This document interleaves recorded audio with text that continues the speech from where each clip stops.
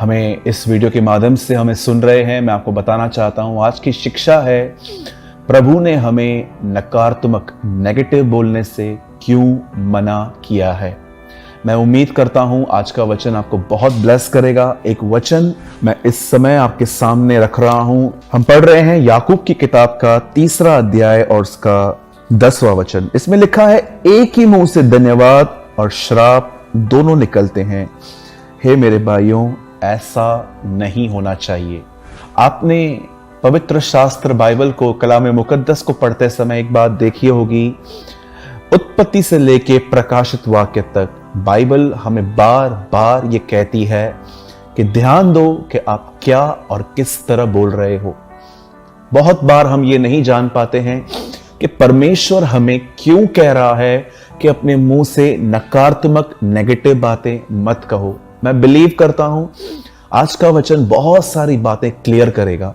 आप जानते हो बाइबल मुकद्दस कहती है एक टाइम ऐसा आया जब परमेश्वर के लोग गुलामी में थे। मूसा उनको निकालने के लिए गया, फिरौन के हाथों से छुड़ाने के बाद जब उनको कनान लेके जा रहा था तो उनके आगे एक बादल चलता था और रात को आग का खंबा। आप जानते हो जहां जहां ये बादल चलता था वहां वहां मूसा और मूसा के पीछे इजराइल के लोग जाते थे। आप जानते हो कई बार ऐसा हुआ कि इजराइल के जो लोग थे वो बोलने में बहुत ही ज्यादा हल्के से थे, केयरलेस थे। आपने इस बात को देखा। 11 दिनों का वो रास्ता था मिस्र से लेके कनान, पर बाइबल बताती है उन्हें मिस्र से निकलने के बाद वहां तक जाने में 40 साल लग गए। क्यों? आखिर कैसे ये रास्ता ब्रॉड हुआ? जी नहीं, रास्ता ब्रॉड नहीं हुआ, रास्ता बड़ा नहीं हुआ। कई बार इजराइल के लोग जब पाप करते थे तो वो बादल चला जाता था और कई बार वो सालों के बाद लौटता था और उसके बाद कोई नहीं जानता था उस देश का रास्ता, लेकिन वो बादल जहां जहां जाता था इजराइल के लोग भी वहां वहां जाते थे। आप जानते हो इजराइल के लोगों के 11 दिनों के वो रास्ते 40 साल में क्यों पूरे हुए? सिर्फ एक वजह से, उनकी जुबान के कारण।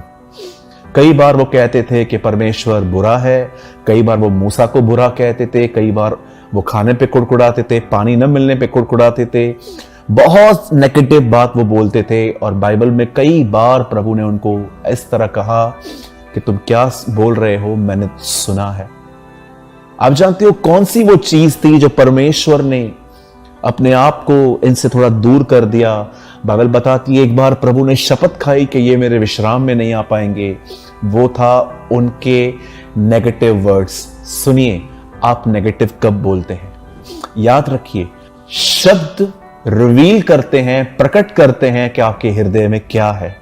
यीशु ने कहा, भला मनुष्य मन के भले भंडार से भली बातें निकालता है, परंतु बुरा मनुष्य अपने हृदय से बुरी बातें निकालता है, क्योंकि जो मन में है वही मुंह पे आता है। जब वो नकारात्मक बोलते थे तो वो सिर्फ नकारात्मक नहीं बोलते थे, वो अपने अविश्वास को शब्दों से बाहर निकालते थे।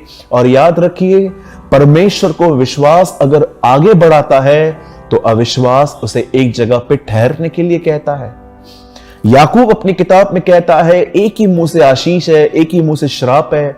ऐसा नहीं हो सकता। एक ही मुंह से कई बार हम विश्वास करते हैं, एक ही मुंह से कई बार हम अविश्वास दिखाते हैं।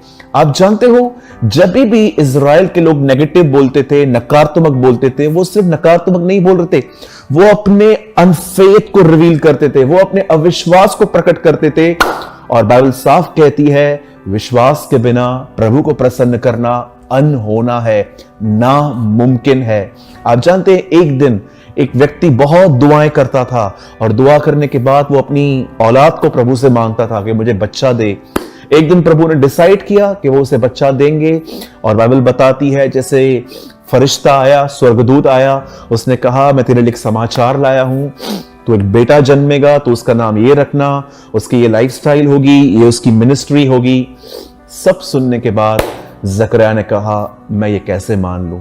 उसी समय बाइबल बताती है कुछ पल बाद वो गूंगा हो गया। क्यों? क्योंकि वो अपने अविश्वास को प्रकट कर रहा था। याद रखिए, विश्वास और अविश्वास शब्दों से बयां होता है। आप जानते हो जब आप अपने मुंह से ये कहते हो जैसे कि यीशु मसीह के सामने शैतान आया, उसने कहा पत्थर को रोटी बना, यीशु ने कहा लिखा है। अगर आप अपने मुंह से वचन कहते हो, आप पवित्र आत्मा को इनवाइट करते हो कि वो आपके जीवन में काम करे। वो पवित्र आत्मा जो खुदा ने आपको दिया है, जब आप कुछ कहते हो वो उसके पीछे काम करता है जब आप वचन कहते हो। लेकिन जब आप अपने मुंह से अविश्वास, नेगेटिव बातें, कुछ ऐसी बातें जो सिर्फ दिमागी हैं, जब आप ये कहते हो, आप अपने जीवन में दुष्ट आत्माओं को इनवाइट करते हो कि वो आपके रास्तों को और खराब करें।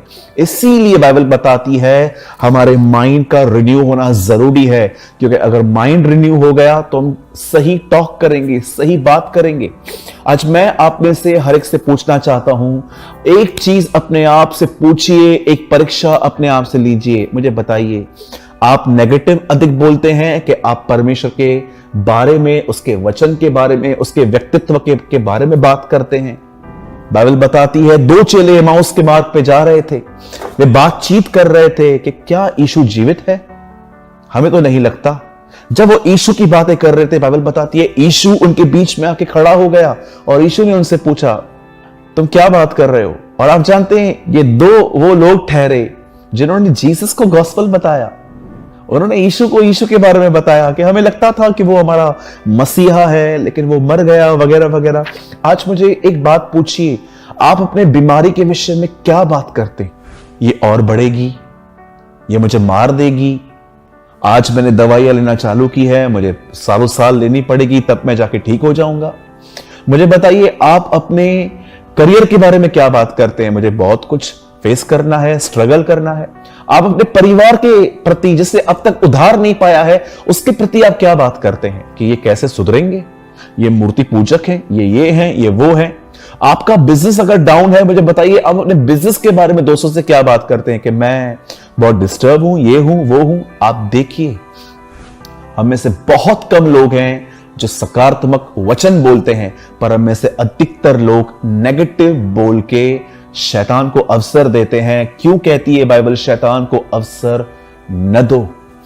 अगर वचन के ऊपर पवित्र आत्मा कार्य कर रहा है तो नेगेटिव शब्दों के ऊपर दुष्ट आत्मा काम क्यों न करेगा? बाइबल बताती है प्रेरितों के काम की किताब में, जब पतरस कुरनेलियुस के घर में प्रचार कर रहा था, लिखा है वचन को सुनने वालों पर पवित्र आत्मा उतरा।